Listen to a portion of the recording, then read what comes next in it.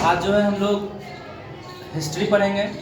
ठीक है, हिस्ट्री में क्या क्या पढ़ना है वो भी आपको इस बोर्ड पे दिख रहा होगा, लेकिन समझ में नहीं आ रहा होगा कि क्या पढ़ना है। तो धीरे धीरे हम लोग स्टार्ट करते हैं और समझते हुए चीज़ों को चलेंगे। कल भी हमने इतिहास के बारे में थोड़ा सा चर्चा किया था, लेकिन समय कम होने के कारण जो है पूरा नहीं बता पाए। ठीक है, तो उसको आज हम प्रयास करेंगे कि उसको समाप्त कर दिया जाए। तो सबसे पहले समझिए कि इतिहास क्या होता है। इतिहास को तो इतना जानते होंगे कि इतिहास को हम लोग हिस्ट्री बोलते हैं। हिस्ट्री क्या होता है? हिस्ट्री मतलब हुआ कि कोई भी चीज़ है, कोई भी घटना है जो घट चुका है, जो पास्ट में घट चुका है। कोई भी घटना जो पास्ट में घट चुका है वो आपका क्या हो गया? इतिहास हो गया। जैसे अगर अभी हम पढ़ा रहे हैं तो क्या ये पास्ट है? नहीं। लेकिन यही अगर 10 साल बाद अगर कोई याद रखता है कि अभिषेक सर कोई पढ़ा रहे थे, तो वो क्या हो जाएगा? मेरा पास्ट हो जाएगा। ठीक है, तो इतिहास होता क्या है? तो देखिए, अतीत और वर्तमान के बीच का जो संवाद होता है, ठीक है, अतीत और वर्तमान के बीच का जो संवाद होता है उसी को हम लोग क्या बोलते हैं? इतिहास बोलते हैं। क्या बोलते हैं? इतिहास। ठीक है, अब दूसरा बात, father of history. Father of history जो है हेरोडोटस को कहा जाता है। किसको कहा जाता है? हेरोडोटस को। हेरोडोटस का नाम सुने हैं? चलिए, तो हेरोडोटस को जो है इतिहास का जनक कहा जाता है, इतिहास का फादर कहा जाता है, हिस्ट्री का फादर कहा जाता है। अब ऐसा तो है नहीं क्या कि मतलब कोई आदमी आया और कह दिया कि हाँ ये इतिहास का पिता है, ऐसा भी नहीं है। ठीक है, सबसे पहले समझिए कि हेरोडोटस जो थे एक बहुत बड़े विद्वान थे। क्या थे? एक बहुत बड़े विद्वान थे और उन्होंने एक पुस्तक लिखा और उस पुस्तक का नाम था हिस्टोरिका। क्या नाम था? हिस्टोरिका। ठीक है, तो विश्व का प्राचीन इतिहास पुस्तक भी हिस्टोरिका ही है। अगर कोई पूछे कि सबसे प्राचीन इतिहास का किताब जो है वो कौन सा था, क्या बोलेंगे हम लोग? हिस्टोरिका बोलेंगे। क्या बोलेंगे? हिस्टोरिका। और हेरोडोटस जो है पोलेपानेशियन ये एक युद्ध हुआ था और हेरोडोटस जो है इस युद्ध के बारे में अपने पुस्तक हिस्टोरिका में जो है क्रमबद्ध तरीके से अपने मतलब विस्तार में लिखे थे कि कब क्या हुआ, अगले दिन क्या हुआ, फिर क्या हुआ, मतलब एक सीरियल वाइज लिखे थे। ठीक है, और इस कारण जो है सिसरो नामक एक दार्शनिक थे जो कि हेरोडोटस को इतिहास के जनक का, क्या बोले? सिसरो नामक एक दार्शनिक थे। ठीक है, यही क्या बोले? हेरोडोटस को इतिहास का जनक बोले, इतिहास के पिता बोले। ठीक है, इतना में दिक्कत नहीं होना चाहिए। अब कुछ और समझिए, भारत का इतिहास, हमारा जो इतिहास है, हमारे इतिहास को 3 भाग में बांटा गया है। कितने भाग में बांटा गया है? 3 भाग में बांटा गया है। एक को कहा गया है प्राचीन इतिहास, जिसको हम लोग इंग्लिश में बोलते हैं एंशिएंट हिस्ट्री। क्या बोलते हैं? Ancient history. और इसका जो टाइम पीरियड है वो है 2500 बीसी से लेकर के 712 एडी तक। ठीक है, और सेकेंड है मध्यकालीन इतिहास को हम लोग बोलते हैं मेडाइवल हिस्ट्री। क्या बोलते हैं? Medieval history. और इसका जो टाइम पीरियड है वो है 712 एडी से लेकर के 1707 एडी तक। और थर्ड जो है हमारा आधुनिक इतिहास यानी कि मॉडर्न हिस्ट्री, और इसका टाइम पीरियड जो है 1707 से लेकर के 1947 एडी तक है। 1947 आप लोग समझ रहे होंगे, 1947 में हमारा देश क्या हो गया था? आजाद हो गया था। इतना तो समझ में आ रहा होगा। तो हम लोग को भारत का जो इतिहास है वो 3 भाग में बांटा गया। एक को कहा गया एंशिएंट हिस्ट्री, मेडाइवल हिस्ट्री और मॉडर्न हिस्ट्री। सभी का टाइम पीरियड आपको नीचे लिखा हुआ है, लेकिन इसमें इस टाइम पीरियड में जो है यहाँ पे लिखा हुआ है बीसी और एडी, तो थोड़ा सा इसमें कंफ्यूजन है। तो इस कंफ्यूजन को दूर करने के लिए एक बात हम आपको समझाना चाहेंगे।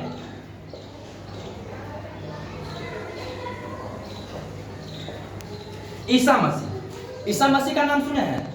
ईसा मसीह जो थे ईसाई धर्म के संस्थापक थे। ईसा मसीह कौन थे? ईसाई धर्म के संस्थापक थे। और ऐसा माना जाता है कि उनका जो जन्म है वो 1 ईस्वी में हुआ है। कितना ईस्वी में हुआ है? 1 ईस्वी में हुआ है। तो इसको जो है हम लोग मान के चलते हैं कि अगर ईसा मसीह का जन्म 1 ईस्वी में हुआ है तो ईसा मसीह के जन्म के पहले, ईसा मसीह के जन्म के पहले के समय को हम लोग बीसी कहते हैं, मतलब बिफोर क्राइस्ट। क्या बोलते हैं? Before Christ. ठीक है, इसको शॉर्ट फॉर्म में बीसी लिखते हैं। और ईसा मसीह के जन्म के बाद के समय को, ईसा मसीह के जन्म के बाद के समय को हम लोग एडी बोलते हैं। क्या बोलते हैं? एडी। एडी का फुल फॉर्म होता है एनो डोमनी। क्या होता है? एनो डोमनी। तो इसमें कंफ्यूज मत होइएगा, इतना समझना है कि ईसा मसीह का जन्म जो है 1 ईस्वी माना जाता है और ईसा मसीह के जन्म के पहले जितना भी घटना हुआ है उसको बीसी में रखते हैं। इसका जो टाइम पीरियड होगा वो क्या होगा? बीसी में, बिफोर क्राइस्ट। और ईसा मसीह के जन्म के बाद का जो टाइम पीरियड होगा उसको हम लोग क्या बोलेंगे? एडी, यानी कि एनो डोमनी। ठीक है, अब इस चीज में और कुछ समझिएगा। बीसी में क्या होता है ना कि बीसी में ईसा पूर्व में ईस्वी घटता है। ईस्वी क्या करता है? घटता है। जैसे अगर मान लीजिए कि कोई व्यक्ति है, अगर मान लीजिए कोई व्यक्ति है, उसका जन्म मान लीजिए कि 95 बीसी में हुआ, 95 बीसी में हुआ, मतलब 95 ईसा पूर्व में हुआ। ठीक है, तो इसका जो मृत्यु हो रहा है, अगर मान लीजिए इसका मृत्यु जो है 5 ईसा पूर्व में हो रहा है। कब हो रहा है? 5 ईसा पूर्व में। कहिएगा सर ये क्या लिख दिए? 95 में जन्म हुआ और 5 ईसा पूर्व में मर गया। ये तो गलत है, लेकिन ये गलत नहीं है, ये गलत नहीं है। बीसी में होता ही है, बीसी में, बिफोर क्राइस्ट में जन्म का जो तिथि होता है वो घटता है, जो टाइम पीरियड होता है वो घटता है। ठीक है, तो अगर 95 बीसी में ये जन्म लिया है और 5 ईसा पूर्व में मर गया है, ठीक है, तो इसका मतलब उम्र कितना होगा? 90 साल होगा। कितना होगा? 90 साल। मतलब टाइम पीरियड को घटा देंगे। लेकिन अभी जिस काल में हम लोग आ रहे हैं, हम लोग आ रहे हैं मॉडर्न हिस्ट्री में, तो मतलब कि एडी में आ रहे हैं, ईसा पूर्व के बाद आ रहे हैं, एडी में आ रहे हैं। तो एडी में क्या होता है कि किसी का जन्म मान लीजिए कि 2000 में हुआ, किसी का जन्म जो है 2000 में हुआ और उनका मृत्यु जो है 2050 में हो गया। तो देखिए एडी में क्या हुआ है? टाइम पीरियड बढ़ रहा है। 2000 से क्या हो रहा है? 2050 आएगा तो टाइम पीरियड क्या हो गया? बढ़ रहा है। लेकिन बिफोर क्राइस्ट बीसी में क्या हो रहा था? टाइम पीरियड घट रहा था। तो यहां समझिएगा बीसी, बीसी मतलब ईसा पूर्व के जन्म के 2500 साल पहले। ठीक है, और जैसे ही एडी आ रहा है, मतलब कि समझिए कि वो क्या है? ईसा मसीह के जन्म के बाद। यहां अगर क्लियर नहीं हो रहा तो यहां समझिए 1707 तो आप लोग जान ही रहे होंगे। 1707 जानते हैं ना? 1707 क्या है? ईसा मसीह के जन्म के पहले का समय है? नहीं, ईसा मसीह के जन्म के बाद का समय है। ठीक है, 1947 आपको अच्छे से पता होना चाहिए। 1947 में हमारा देश क्या होता है? आजाद हुआ था। तो ये बात आपको समझ में आना चाहिए। ठीक है, इतना क्लियर है। आप समझिए ये जो फिर है कि समय के दृष्टिकोण से इतिहास को 3 भाग में बांटा गया। इतना बांटने के बाद समय की दृष्टि से इतिहास को 3 भाग में बांटा गया। पुनः फिर से पहला था प्री हिस्टोरिक इरा। पहला क्या था? प्री हिस्टोरिक इरा, जिसको कि हम लोग स्टोन एज भी कहते हैं। क्या बोलते हैं? Stone age. और हिंदी में बोलते हैं प्राग ऐतिहासिक काल। क्या बोलते हैं? प्राग ऐतिहासिक काल। दूसरा जो था, दूसरा है प्रीटो हिस्टोरिक। दूसरा क्या है? प्रीटो हिस्टोरिक। इसको हम लोग बोलते हैं आध ऐतिहासिक काल। क्या बोलते हैं? आध ऐतिहासिक काल। और थर्ड जो है हमारा हिस्टोरिक इरा है, जिसको हम लोग ऐतिहासिक काल बोलते हैं। एक बार फिर से देखिएगा, समय के दृष्टिकोण से इतिहास को 3 भाग में बांटा गया।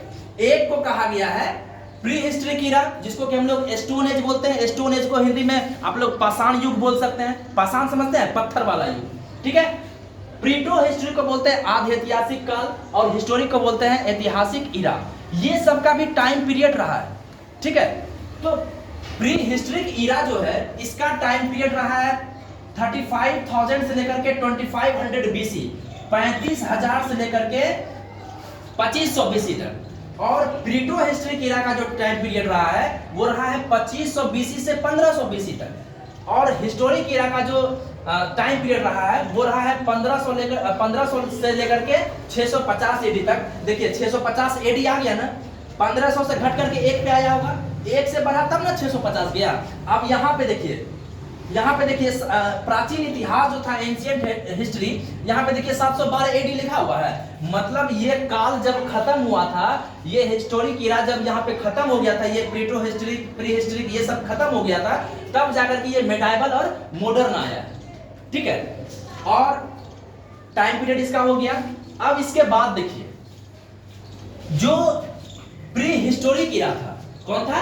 प्री हिस्टोरिक इरा, प्राग ऐतिहासिक काल, इसको फिर से 3 भाग में बांटा गया। कितने भाग में बांटा गया? 3 भाग में।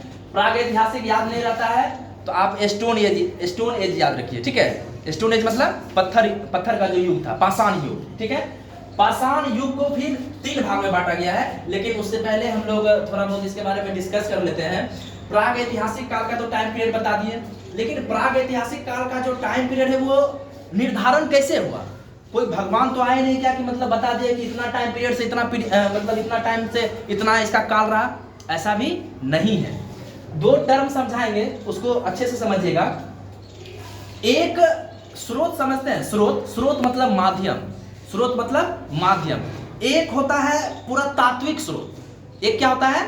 पुरातात्विक स्रोत, और दूसरा होता है साहित्यिक स्रोत। ठीक है, पुरातात्विक स्रोत उसको बोलते हैं जो खनन के दौरान खुदाई के दौरान मिलता है।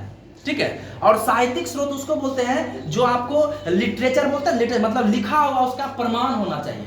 तो ये जो आपका प्राग ऐतिहासिक काल है, प्री हिस्टोरिक इरा है, ये पुरातात्विक स्रोत के अनुसार, ठीक है, खनन खुदाई के दौरान जो है ये सब पता चला था कि ये सब काल का टाइम पीरियड इतना।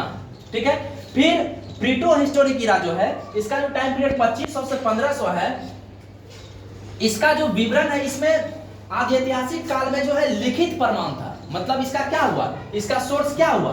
साहित्यिक हुआ ना, लिखित है। लेकिन इसको जो प्रीटो हिस्टोरिक में लिखा गया है उसको कोई पढ़ नहीं सकता, उसको पढ़ा ही नहीं जा सकता। तो जिसको भाई पढ़ा ही नहीं जा सकता तो उसको हम लोग क्यों पढ़ेंगे? नहीं पढ़ेंगे। जो पढ़ा ही नहीं जा सकता उसको क्यों पढ़ेंगे?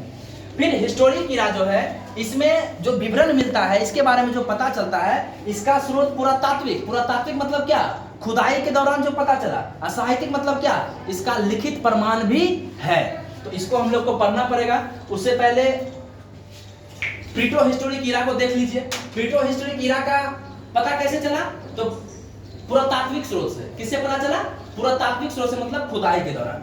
और हम बार बार बोल रहे हैं, प्राग ऐतिहासिक काल को जो है पुनः 3 भाग में बांटा गया था। पहला था आपका पूरा पाषाण काल, ठीक है, एक को कहा गया मध्य पाषाण काल, और तीसरे को कहा गया नव पाषाण काल। इसका भी टाइम पीरियड रहा। पूरा पाषाण काल का जो टाइम पीरियड है वो 35,000 से 10,000 बीसी रहा। मध्य पाषाण काल का जो टाइम पीरियड है 10,000 से 5,000 बीसी रहा। और नव पाषाण काल का जो टाइम पीरियड है वो 5,000 से लेकर के 2500 बीसी तक रहा। ठीक है, अब देखिए कि पूरा पाषाण काल में क्या क्या हुआ।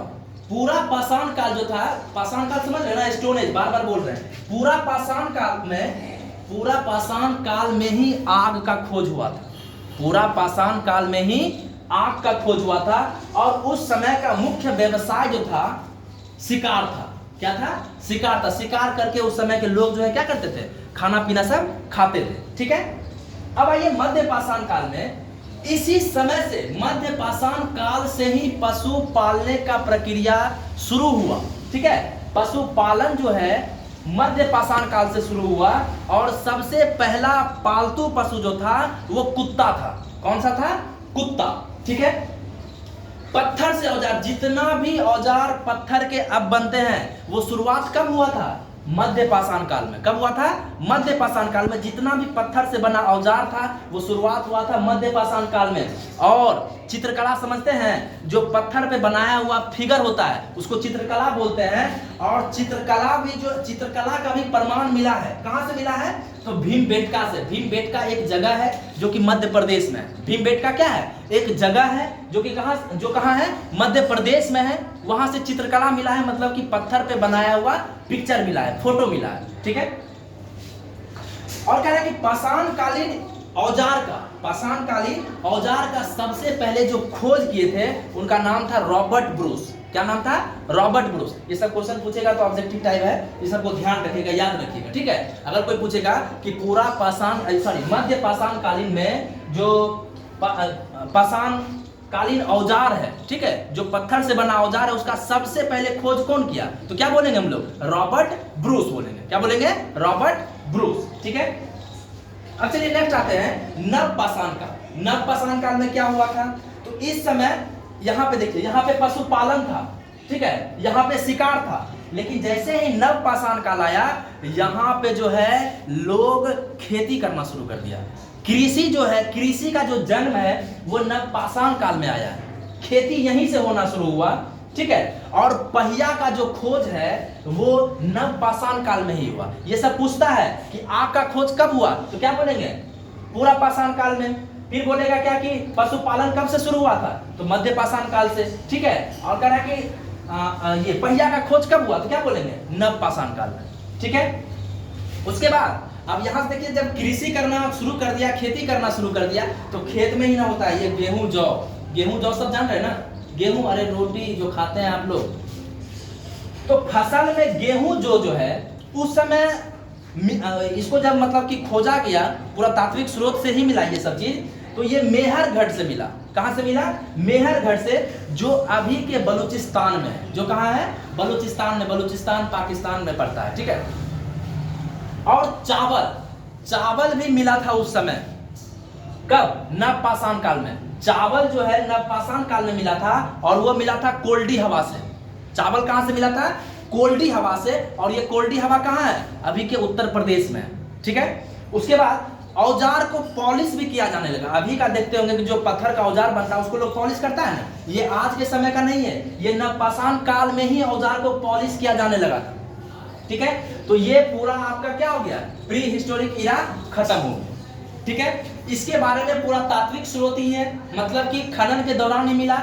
इसके बारे में कोई लिखा उखा नहीं है, इसको इतना ही पढ़ के क्या कर देंगे? समाप्त कर देंगे। जबकि प्रीटो हिस्टोरिक इरा को हम बताएं कि इसका लिखित प्रमाण है, लेकिन इसको पढ़ा नहीं जा सकता है, इसके बारे में भी ज्यादा जानना नहीं है। बस इतना जान लीजिए कि हड़प्पा सभ्यता, जो हम कल क्लास में डिस्कस किए थे, हड़प्पा सभ्यता इसी काल का सभ्यता है, ठीक है।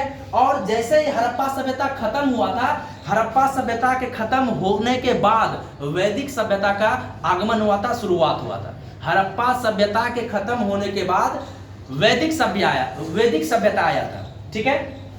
उसके बाद इसमें दोनों चीज है, पूरा तात्विक से भी प्राप्त हुआ, साहित्यिक का तो इसका पता नहीं है, साहित्यिक था भी तो उसको पढ़ा नहीं जा सकता है, ये खत्म हो गया।